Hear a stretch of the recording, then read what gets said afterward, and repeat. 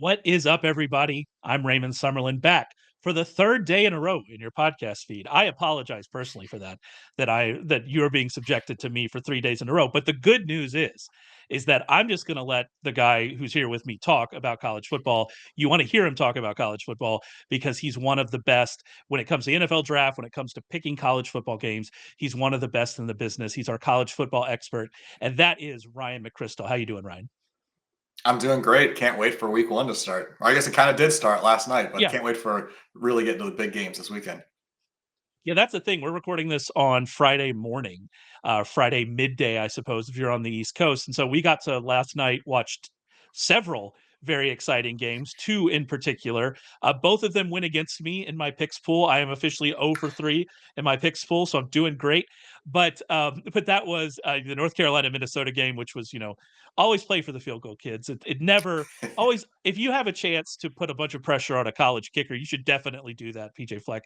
Congratulations on all of that. But then we did have Colorado, North Dakota State, which was such a fascinating game because of obviously everything that goes with Colorado, all the notoriety that comes along with that Colorado football program and Deion Sanders and his ability to keep them in the news is really unmatched, right? Like he is so good at that. And then obviously they've got NFL talent with Hunter and Shedeur Sanders, and then North Dakota State's a very good program from the lower level. It was an interesting game. It was a game that, though, I think probably went how we expected it to go based on what we know about Colorado. Like Colorado won, and that's good for them, but like I don't know how that changes anybody's opinion on Colorado this season. That game that we just watched. Yeah, it doesn't change my opinion of them at all. This was a game that we wrote up for the website, and you read that article. It shouldn't surprise you at all because we pretty much laid out exactly what was going to happen in this game. We know Colorado has a really good passing attack, but they're really soft. They can't run the ball. They can't generate pressure. And the types of teams that gave them the most trouble last year were North Dakota State type teams, really strong, disciplined, physical teams.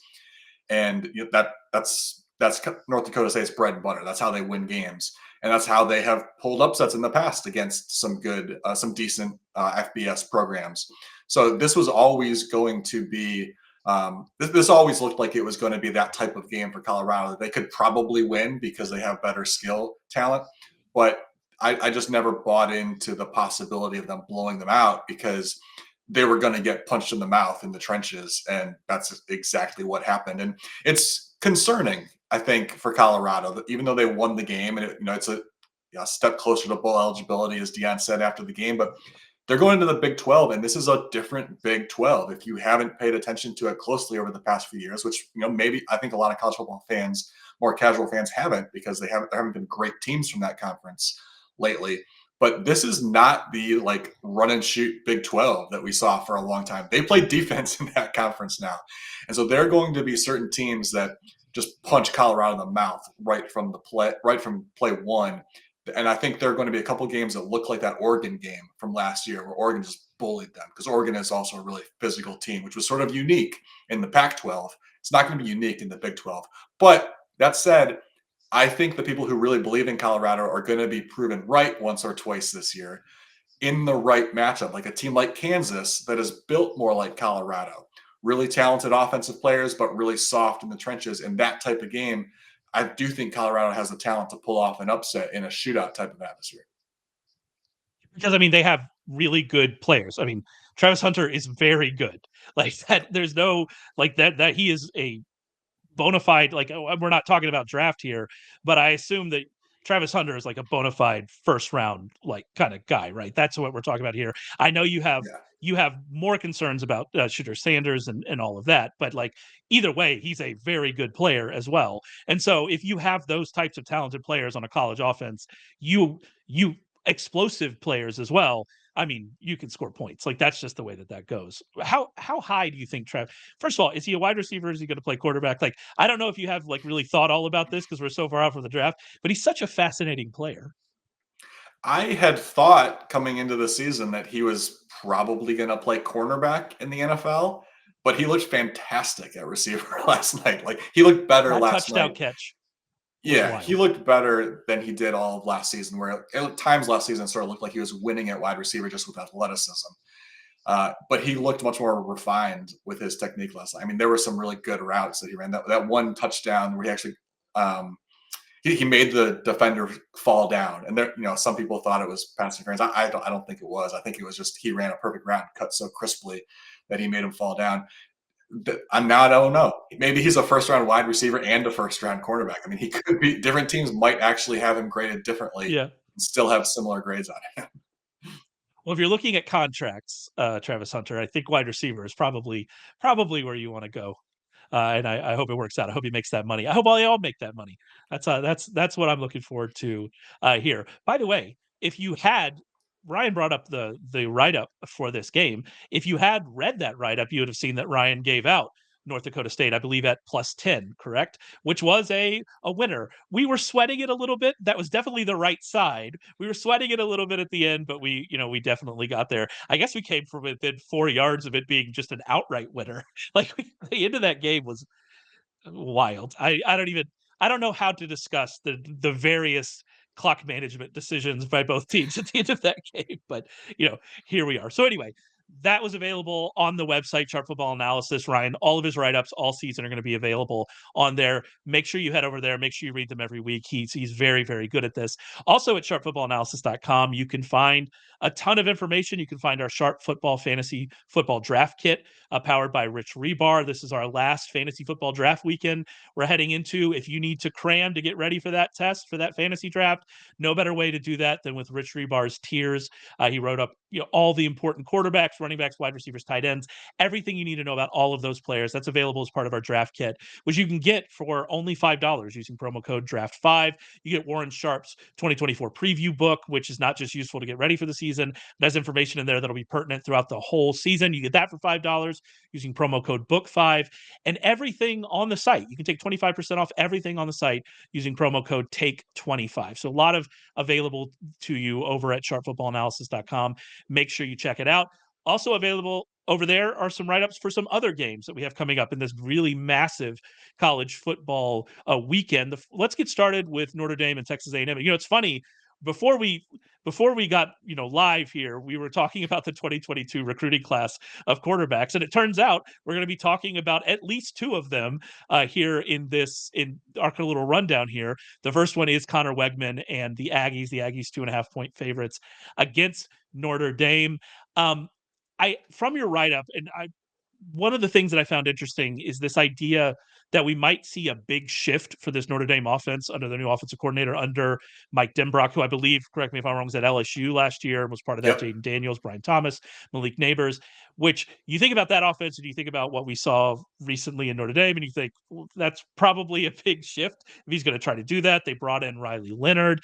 There are lots of interesting things happening in this Notre Dame offense. I guess the question is, do you think those big changes are actually going to happen? And if so, can they be successful kind of running their offense that way? Yeah, I think the hire of Denbrock I think it was a great move. He's sort of developed a bit of a reputation as a quarterback guru over his last few stops, developing Desmond Ridder at Cincinnati, who early in his career, I mean, Ridder was on the verge of getting benched at one point at Cincinnati. And so to turn him from that into an NFL quarterback, now granted, the NFL career didn't go as Atlanta hoped, but still, he took The a player Falcons, who was almost thank you. The benched. Falcons are thanking you for Yeah, allowing them to come to your team. for He might sure. be, is he public enemy number one now then in Georgia with the LSU Yeah, success and then the yeah, Desmond? Anyway, sorry. yeah. But to take a player like that who is almost getting benched at a program like Cincinnati, and then to turn him into someone who leads Cincinnati to the playoff and then goes and plays in the NFL, like that's an incredible amount of development that he did. And then with Jaden Daniels, who really struggled his first year at LSU, and then he turned him into the Heisman winner and the number 2 pick in the draft. I mean, that's 2 quarterbacks in a row that he's worked with and has progressed both of them significantly in a relatively short span of time. So long term, I think it's a great hire. They bring in Riley Leonard, though, who I I just don't quite know what to expect from Leonard because his career at Duke was very up and down. At one point, he was viewed as a potential, trending towards being a potential early round draft pick. And then last year, it was an injury plagued year. But even early in the season, even when Duke was winning early in the season, his play was not great. So I don't quite know if he can really turn the offense around right away. I would expect this year's offense to maybe look somewhat similar to last year's, leaning on the run game. But the offensive line is going to be a big factor here as well, and that's the biggest reason why I'm taking Texas A&M in this game is that Notre Dame is replacing the entire offensive line, most notably Joe Alt, who the Chargers took in the first round of the NFL draft. But then the guy they were expecting to replace Alt, Charles Jagusaw, who is supposed to be their best offensive lineman in training camp, out for the year. So huge changes to the offensive line to the point where this entire starting offensive line combined has played 544 snaps. That's like less than a full season for one player, and that's the entire Yeah. offensive line. So, that's going to be a big factor for how what the offense is able to look like, what Denbrock is able to do both in this game and throughout the entire season. Yeah, and that's interesting. I didn't know that stat about the offensive line, especially since, like you said, if we're not going to trust Riley Leonard in that way, we're going to try to be more like we were last year.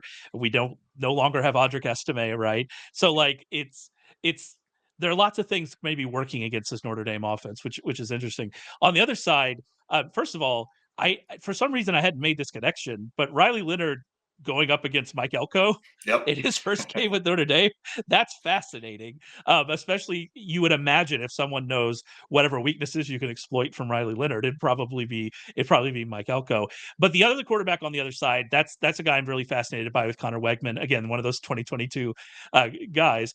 If you're wondering why I'm so fascinated by that class, I'm a Penn State fan. We'll probably talk about this later. And Drew Aller was part of that class as well, and I'm very interested by it. Anyway, Connor Wegman obviously had the injury last year. We didn't see a ton of him, but I see a lot of A&M living in Texas, and everything I saw from Wegman, just from my, more just like watching it for pleasure kind of eyes, he seems pretty good to me, and I think A&M fans are probably rightfully excited about what this guy can do this year. Yeah, I'm pretty optimistic about Wegman this season, and I would say Texas A&M, if Wegman progresses like we think he's capable of, they could be a sneaky playoff contender this year. Because I think the biggest change for A&M, there's actually a pretty good amount of talent coming back, even despite the coaching change. But Mike Elko, he's a defensive guy, and so he hires Colin Klein as his offensive coordinator. Klein was at Kansas State over the last few years and did a really nice job at that program.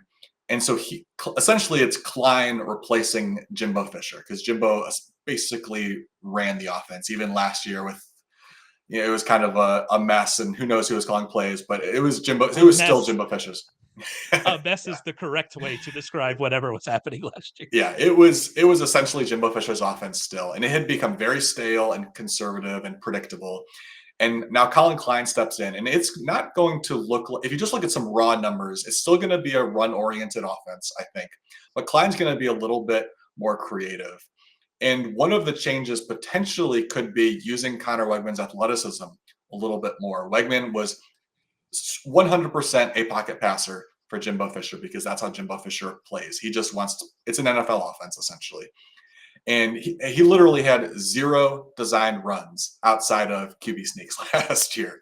That's not going to happen in Collins Klein's offense. How much they change it, I don't know. But he seems to be a good enough athlete to handle some of what Colin Klein has done in the past with good athletic quarterbacks. And we saw him do it just last year with Will Howard, who now has transferred to Ohio State. And Howard is he's built kind of like Wegman. He kind of looks like a traditional pocket passer, but is a pretty good athlete. And so they took advantage of his size and speed. And I think Wegman, he's not as fast as Will Howard because Will Howard does have some pretty legit speed, but he can probably handle some of that. So the offense is going to change in that way. It's going to be more creative. And I think that just helps everybody else on the offense just to be a little bit less predictable. The offensive line didn't look good last year, and I think it looks better this year just by the fact that it's not going to be a predictable offense. And so defenses are going to have to approach them a little bit differently. And so just making that change in the play caller, I think that alone is going to make the offense a lot more efficient. Another game we have up on the site is Miami, Florida in the swamp, at Florida. That seems to be when I read your write up. That seemed to be the only reason to be interested in Florida in this game is that they're at home, and we know what that can be. You didn't have a lot of positives for Florida, and it seems like you really think this is a mismatch in the trenches. Is that a correct kind of description of what you think about this game? Yeah, I think this has a potential to just be a mismatch all the way around. Miami's only favored by 2.5. Part of that is obviously that it's in the swamp. It's a hostile environment, and with it being an in-state rivalry game, week one, the fans will be rowdy, and it will not be a fun place for Miami to play, at least until they potentially build a big lead. But we've seen this happen in more and more in recent years, where if you look at like the talent rankings from like the recruiting sites, Miami and Florida are grouped like right next to each other. And so you've got theoretically two evenly matched teams at Florida. You would think it's either a close game or maybe even Florida should be favored if you're just looking at that. But when you factor in what's going on in the transfer portal, I don't think it's anywhere the talent level in terms of like what is ready to contribute right now. I don't think it's anywhere close. I think Miami is head and shoulders above Florida in almost every aspect of this matchup because they've just done so much more in the transfer portal recently. Miami's adding big name players at key positions, whereas Florida, they're adding some. They're still a big program. They're going to recruit, but they're also losing big name players. Like their best pass rusher from a season ago just leaves and goes within the conference to Ole Miss. So Miami's adding a lot of key pieces. And so I don't think that this is really an even matchup from a talent perspective. That's so a Florida pass rusher going to Ole Miss. Like Yeah. it's such a tell yourself that 10 years ago that is what would have happened. Not because he wasn't playing. He was the star, and now, Oh, yeah. man, it's an odd time. It's an odd time in the college football world, for sure. Yeah, Miami minus 2.5. When I saw that line, I was confused. I'm in a pick 'em, and I looked at it and I go, I don't like, are they this good? But, like, it seems like you think Miami, like, not even is just, like, good enough to beat Florida. Like, Miami might actually be good. Is that kinda what I'm hearing from this? I picked Miami to make the playoff even before we saw what happened to Florida State in opening weekend at Georgia Interesting. Tech. And after that, I now think Miami should be the favorite in the ACC. Partially Wow. schedule based. I think the schedule plays out pretty well for them to, even if they can't beat Florida State, I think they got a good chance to win 10 games and get into the playoff that way. But yeah, they added a ton of talent. Cam Ward at quarterback, who they got from Washington State, he was really the big offseason prize. But I actually think the bigger additions in terms of how this team wants to play might be on the offensive line and at running back. They lost two starters, but then they added two guys with starting experience to the offensive line. So they basically have five returning starters to the offensive line. And Mario Cristobal, going back the last 25 years or so, probably the best offensive line coach in the college game. He always has great offensive lines. And so to have a really veteran group that he will likely help coach up, this offseason and have them at a really strong place right out of the gate at week one. I think we should expect that to be a dominant unit for them. And then they added Damian Martinez at running back from Oregon State, who's just a perfect fit for what they want to do. He comes from a pretty similar offense, a pretty conservative power run oriented scheme under Jonathan Smith at Oregon State last year. And he was fantastic for them. So he has already proven to be able to play in this offense that wants to just run the ball down people's throats. He's going to face a lot of stacked boxes at Miami because of the way that they play. But actually, Oregon State, he ran into a higher rate of stacked boxes at Oregon State last year than Miami running backs did. So he has proven capable of handling the type of workload that Miami is going to throw at him. So I think Cam Ward, he doesn't even need to fully live up to expectations for Miami to have a pretty good offense. And it's just in this specific matchup, it's just a really bad matchup for Florida because, like I said, they lost their best pass rusher. They're not going to have they should have a decent front seven, I would say, but it's probably not capable of going up against an offensive line like we think Miami is going to have. So it's just a bad matchup. And to take it a step further, the one way that you can maybe beat Miami is to consistently get pressure on Cam Ward because he is mistake prone. He's going to take some bad sacks. He's sort of Shedeur Sanders like in that way, and we saw that from Sanders last night, where he's scrambling around and he'll make some big plays, but he'll take some sacks too. That's what you're going to see from Cam Ward a bit. Florida, even last year with Princely Umani-Manelin, the transfer who went to Ole Miss, they only ranked 52nd in opponent adjusted pressure rate. So this was not a great unit already. So this just doesn't look like a good matchup for the Gators. I'm glad you said the name because I was dancing around it. I was figuring out how I was going to do that. So I'm happy. I'm happy you went there. Let's keep this ACC versus SEC idea going. This game, the point spread is not quite as close, and that is Clemson and Georgia. Georgia's a 13.5 point favorite. I didn't know what the spread was. We have a nice Wednesday meeting, where we all kind of get together and discuss the week that is. And I'm not a college football person. I pay a lot more attention to the NFL. And so I saw that it was Clemson, Georgia. I go, what's the line? Like Georgia 18? And I was like, oh, only 13.5. So I guess they're giving Clemson some respects coming off of, what was definitely not a good season for them. It has not been a good season for a couple years. And what I thought was interesting reading your write up about it was your discussion of Clemson's transfer policy. And I've seen you tweet about this a little bit as well. And it really seems like they're cutting off their nose to spite their face at this point. Yep. Dabo is really just being stubborn for the sake of being stubborn, and it seems like it's actively hurting this program. Yeah, I mean, he's just flat out not doing his job. Like it's your job to go out and get football players, and right now that means using the transfer portal, and he just refuses to do it. They literally added 0 transfers.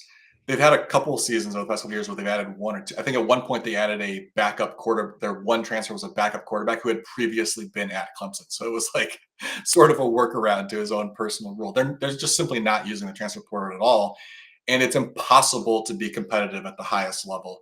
Even when he continues to recruit the high school ranks at the same rate that he was, it's not possible to compete at the level of Georgia if you're not using the transfer portal, because you just look at what happened to Clemson this offseason. Obviously, they lost some players to the NFL, like they always do, because they're still developing good players, especially on defense. They've got a bunch of 5-stars, but they're losing those guys like Nate Wiggins to the NFL. On top of that, they're also losing guys like starting wide receiver Bo Collins to Notre Dame and starting defensive back Andrew Makuba to Texas. So you're losing the guys that you're always losing. And then you're also losing a couple other guys who may not be superstars. Neither Collins or Makuba were superstars, but they were starters. They were contributors last year, and now they're gone. And you did nothing to replace them other than just do your usual recruiting through the high school ranks. So you're just depleting the depth. Like you now have guys stepping in at receiver and defensive back for those guys who other normally probably wouldn't play. If the transfer portal didn't exist, Collins wouldn't be gone, Makuba wouldn't be gone. You'd have veterans at those positions. And now you're getting unnecessarily young at key positions. And so that's the situation Clemson's put themselves in through no fault of anyone but Dabo Swinney. Yeah, and I mean, I also don't even know they're not, because of the decline in the program of recent years. They're also not even recruiting at the high school level quite as well as they were. And so it's kind of like you're almost leading to like the down. I don't want to say downfall. Clemson's still a good team. They still are going to have a top 10 recruiting class most years. They're still very good at doing it. Dabo is obviously very good at recruiting high schoolers. Like he's really good at it. Say what you will about him, that is working Yeah. out. But like I think, what were they, 10th or 11th in the industry rankings last year, which, I mean, that's fine if the transfer portal doesn't exist, but if you're not bringing in anybody and you're losing players, it gets tough. It's just an interesting situation. And to kind of like move it forward to this game, my question for this game with Clemson is, how are they going to score points in this game? Like how is this going to work for them against this defense? Like it seems like almost helpless. Like their only chance is to hope to win like a 10-7 game is kind of how it feels to me about this game. Yeah, that's exactly what I was just going to say. The only hope is that maybe Georgia has some issues on offense, because Clemson should still have a pretty good defense, although I wouldn't be surprised if they do take a step back, because like I said, they lost some guys, including some guys through the transfer portal. So it's a younger unit than we've seen in the past. I just don't think they have any hope of putting up a significant amount of points in this game to compete with Georgia. It's a really conservative offense, and because they have not done well in the transfer portal and have also not, for some reason, they've just been unable to recruit skill position talent in recent years. They were churning out receivers in the NFL at one point in time, and Yeah.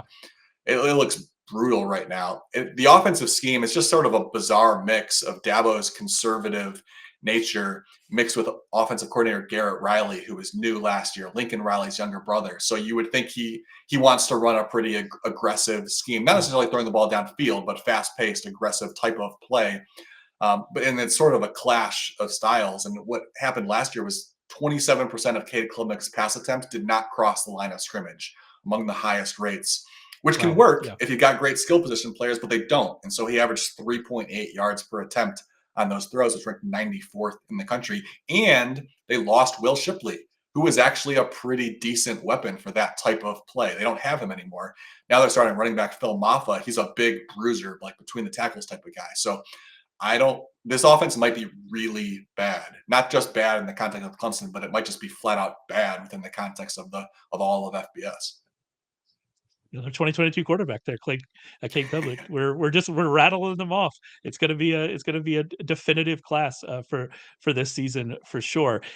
Just kind of transitioning to Georgia. I mean, I think you like Georgia minus the 13.5, right, in this game. So Yep. there's not a ton to talk about with them from this particular matchup. I guess the question is for more casual college football fans like myself, is this just Georgia again, or like they all near playoff locks with this expanded playoff, and we're just expecting just another great season from this team? Yeah, I mean they do have a tough schedule, so I don't think they're a lock to actually win the SEC. But I think that I can't imagine them going worse than 10-2. They could lose 2 games though, because it is a tough schedule, which probably knocks them out of SEC contention. But I would put their playoff odds at like 98%. 10-2 Georgia's getting into a 12-team Yeah. playoff. I would a Yep. 9-3 Georgia might get into a 12-team playoff. So if they win 10, I'm feeling pretty good about that. What the scheduling now is interesting because we got rid of the divisions, right? Yep. So that's another interesting kind of aspect of all of this in the SEC. That's one of the things about A&M. I do know A&M's schedule reasonably well, and like they've gotten a little luckier than they would have gotten in previous years with some of their scheduling. So that's going to be another interesting kind of subplot here in our ever-changing college football landscape as we go through this. I talking about USC LSU. That's going to be our last game to talk about here. But I'm thinking about that in the scheduling perspective of Penn State. I think they have to go to LA to play UCLA. I think not USC this year. But you're like, what are we doing? What why is this something anyway, whatever. It's so odd, the world that we have created, that very wealthy people in suits have created above us. But Yep. here we are. It's the world we have. And our final game here we're going to talk about is USC LSU in Las Vegas, I believe. LSU 4.5-point favorites in this game. You brought this up like right in the introduction, which is a really interesting storyline from this game, is that both offenses lost Heisman winning quarterbacks to the draft. The number 1 Yep. and number 2 overall picks in the draft were the quarterbacks of these teams, right? Caleb Williams at USC and Jaden Daniels at LSU. And that creates, when you lose talent like that at quarterback, and obviously LSU lost their offensive coordinator, we already talked about him at Notre Dame. Like, you have Lincoln Riley is Lincoln Riley. We know what Lincoln Riley's going to do. But like, there's a lot of uncertainty on both of these offenses, right? Yeah, absolutely. A lot of uncertainty just all over the place with these teams. And so I would definitely say this is my least confident pick of all the games we're talking about. But because there's so many changing parts, because I feel like there's so much unknown, just give me USC in the points. Like that feels like the Yeah. way to approach this game. And like we said, both teams lost Heisman winning quarterbacks. USC has a new defensive coordinator. LSU has new offensive and new defensive coordinator. Changes all over the place. I think both teams made good hires at defensive coordinator to try to fix the terrible defenses that they each had. At offensive coordinator, LSU just promoted their quarterbacks coach, so probably won't see huge changes there. But both teams appear to get upgrades at defensive coordinator, so they should improve. So, with so much changing and teams that appear to be relatively close, I'll take the points in this matchup, especially in a neutral site game. But the other factor here and why I'm taking USC is I think USC's defense has a chance to make much bigger improvements because I think there's talent there, and that Alex Grinch, their defensive coordinator last year, was historically bad. I can put together a pretty good argument that he's the worst defensive coordinator in the history of college football based on You listed what he has done. all of his old defenses, and like it was Oh, just it's just a murderer's row of terrible defensive performances or yes. his previous stops. Quick recap of Alex Grinch's career. He gets his chance as a defensive coordinator under Mike Yeah. Leach at Washington State. And Leach, for years, kind of like Lincoln Riley, it had really bad defenses. And there was sort of this mindset of like, well, if the offense is fast paced, well, you're always going to have a bad defense. And then Grinch comes in and they've got a decent defense. It wasn't even like a top 10 defense. I think they ranked like 30th or something like that. But Yeah. Leach's defenses were often ranked 100th. So it was meaningful. Yeah. Then he goes to Ohio State and has the worst defense in the history of Ohio State football. Oklahoma says, we like that. Let's go hire him. proceeds to have some of the worst defenses in the history of Oklahoma football. Lincoln Riley says, I'm having fun. Let's bring him to USC with me, where he has the worst defense in the history of USC football 2 years in a row. He just Yeah, went through a string of blue blood programs and dismantled everything those programs had ever done on defense and shattered yeah. records. Oklahoma It's a still pretty hasn't good recovered. argument. Yeah, it's a Oklahoma's pretty good defense still argument. hasn't recovered. He's probably the worst defensive coordinator in the history of Yeah, college football. When you look at it within the context of like the types of programs he was at and the yeah, access to talent that he had at all these programs. Now USC brings in Danton Lynn, who did a fantastic job at UCLA last year, built a truly dominant defense. It was overshadowed by the offensive struggles that they had last year. But Lynn did a fantastic job there. And prior to that, he was with the Baltimore Ravens. We obviously know the Ravens, especially under John Harbaugh's tenure there, have uh, churned out quality defensive coaches over the years. So he's got a really good pedigree. And there's talent at USC. There's not talent for them to turn into like a top 20 type of defense. But if you pair Lincoln Riley's offense with like the 60th best defense, that's going to be a good team, and USC is going to exceed expectations. And so I think picking USC, I'm sort of building that into my thinking here. Like there's a chance this defense looks competent out there against LSU. And that alone probably gives USC the edge in this game if Lynn can just sort of be the adult in the room and get things pointed in the right direction.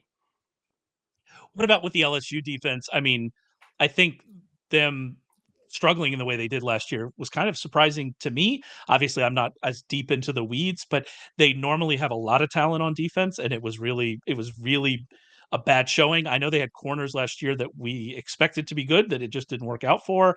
Was this a scheme thing? Do you think that there's going to be a bounce back here and that the talent's still there, or maybe was there a bit of a talent drain here, with Brian Kelly? They can probably improve. Obviously, Harold Perkins is still there. He's the star of the defense, and he'll make an impact as a pass rusher. I was surprised that the defense was as historically bad as it was, but they added a bunch of transfers last year. And going back all the way to week 1 of last year when they played Florida State, I picked Florida State with a lot of confidence in that game because I was really critical in that write-up of the transfers that they added to their secondary. I thought that Kelly made some really bad choices with who he brought in at cornerback and that they were going to get torched because they brought in some guys who were like sort of highly touted but hadn't really shown anything yet. And he was plugging them into a new situation, new coordinator, playing together for the first time and expecting them to produce, even though they hadn't produced even in a more stable situation before. And it went very poorly, and there were players getting benched in the secondary throughout the season. So now coming into this year, they sort of at the end of the season, maybe they sort of stumbled on some guys who can stick around. They're kind of going with the same cornerbacks to start this year that ended last year. So they've got a little more stability, which maybe helps them. But even at the end of last season, it's not like the defense, settled in and was having success. Like they're still hoping for a considerable amount of growth, and I don't think we really have reason to believe it. So I think USC is still going to, regardless of what happens on defense for USC, they're going to put up points in this game. Like LSU's defense, I do not expect some sort of dramatic turnaround. I think it's going to be more of a slow rebuild under Blake Parker, who their new defensive coordinator who they hired at Missouri, who did an awesome job at Missouri. Like I said, great hire. I just have more questions about his ability to do a quick turnaround. Whereas I think at USC, that could potentially happen in year 1. As for the USC offense, I mean, obviously Caleb Williams isn't there. Miller Moss, I believe, is the Yep. quarterback that's going to be taking over after playing in the bowl game last year. You mentioned that Moss might just have a better supporting cast than Williams. So even if he's not at that same level, he might just have a better talent around him in the USC offense. It seems like you expect them to not really miss a beat, even with losing Caleb Williams. Yeah, I mean, Miller Moss is not going to be Caleb Williams. I'd be very surprised if he wins a Heisman or is the number 1 pick in the draft.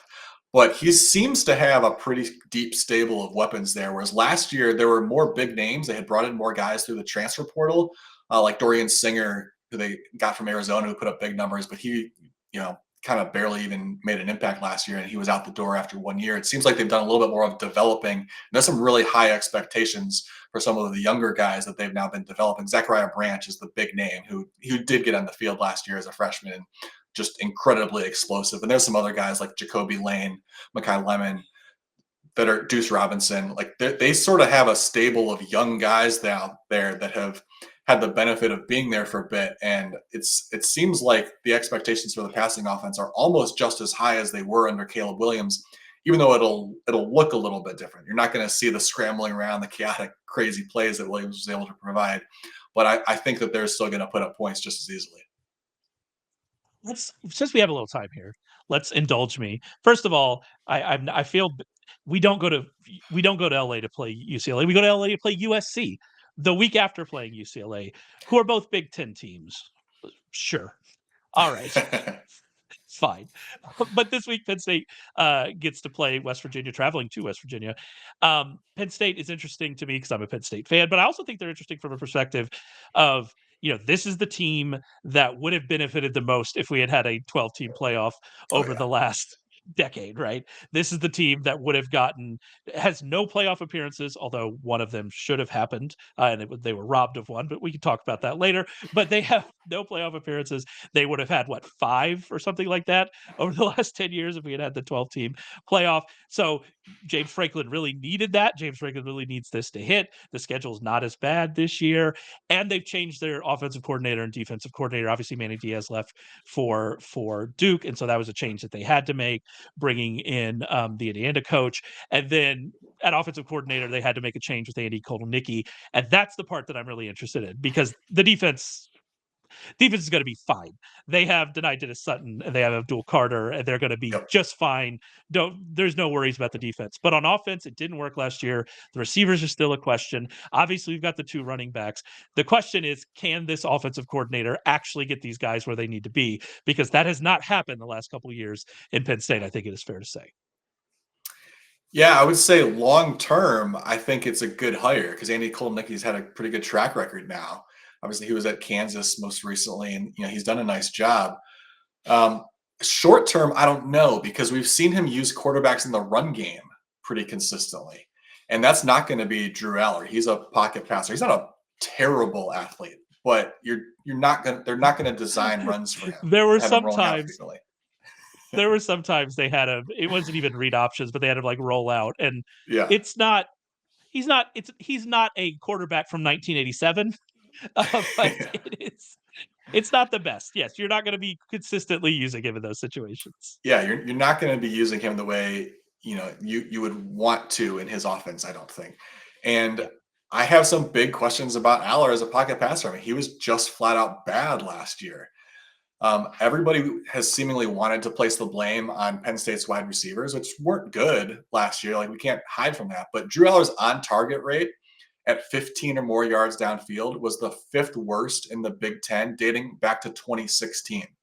Like that's a huge sample of quarterbacks, many of whom at Indiana and Rutgers and Minnesota and whatnot, who have also played with bad wide receivers who were still better than Drew Aller. Right? He was just atrocious throwing downfield and looked completely helpless against the Michigan and Ohio State last year. Like there was no chance they were going to how long would it have taken them to put up like 42 points against Ohio State or Michigan? How many games would they have had to play?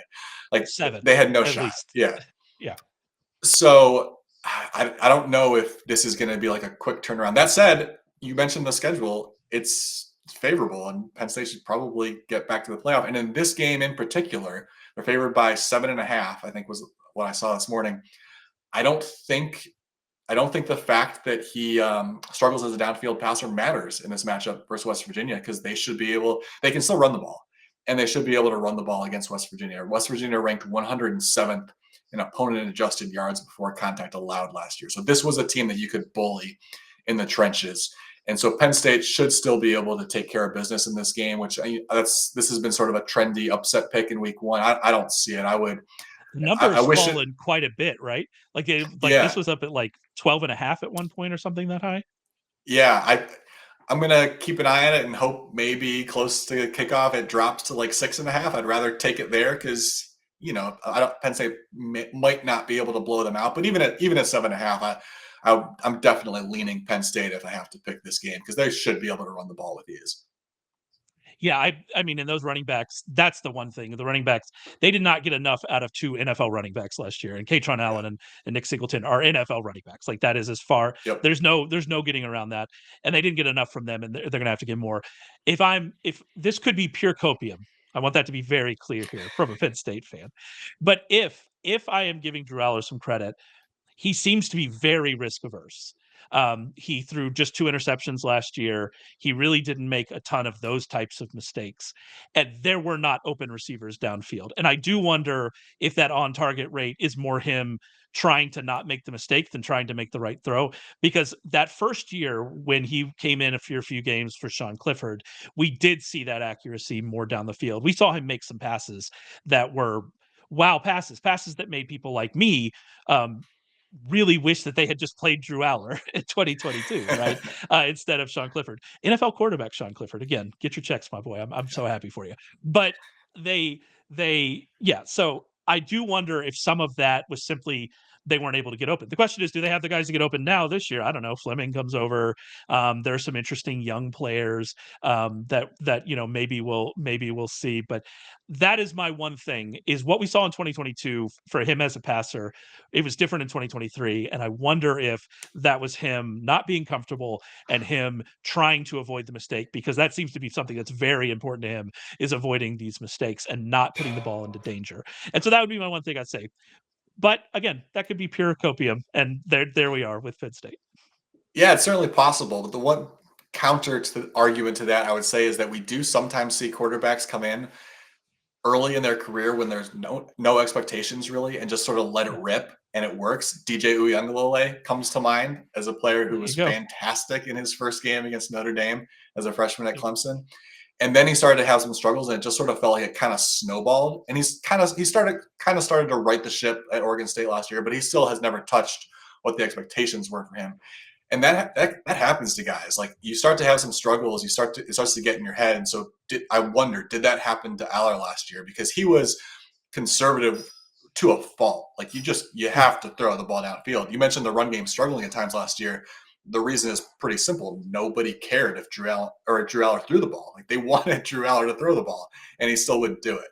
And that's why teams were able to just stack the box against the run, and it hurt everybody on the offense. Suffered because Aller was a little hesitant and shaky throwing downfield. Oh, absolutely. That is 100% a fair read of the situation. It'll be interesting to see with an offensive coordinator, especially since we're going to see at least more creativity. If we're going to be Yeah. throwing around the line of scrimmage, it's going to be in a much more creative way, which certainly is something that I'm hopeful to see. So, fingers crossed. Let's get James Franklin to a playoff. If he doesn't get to the playoff this year, though, I mean, what are we The doing? seat That's is very warm next year if he doesn't get to the playoffs this year. I'm hoping for the best for you, James. You could find write-ups for not Penn State, West Virginia, but every other game that we talked about. You can find those over at Sharp Football Analysis. Go and read them. They're so in depth.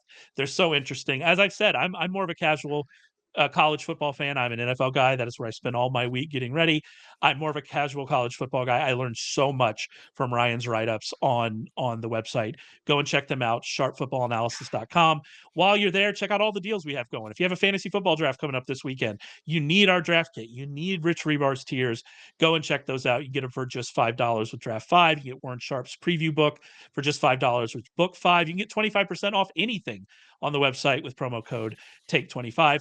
Ryan's going to be here all year talking about college football. Sometimes it might be with me. Sometimes it might be with somebody that's a lot better than me talking about college football. He's going to be here every Friday at noon Eastern as we go through the college football season. So make sure you subscribe to the podcast. Make sure you subscribe to our YouTube channel so that you can get access to these wonderful insights from Ryan all throughout the year. And we'll be back real soon to talk with you. So make sure you stay tuned.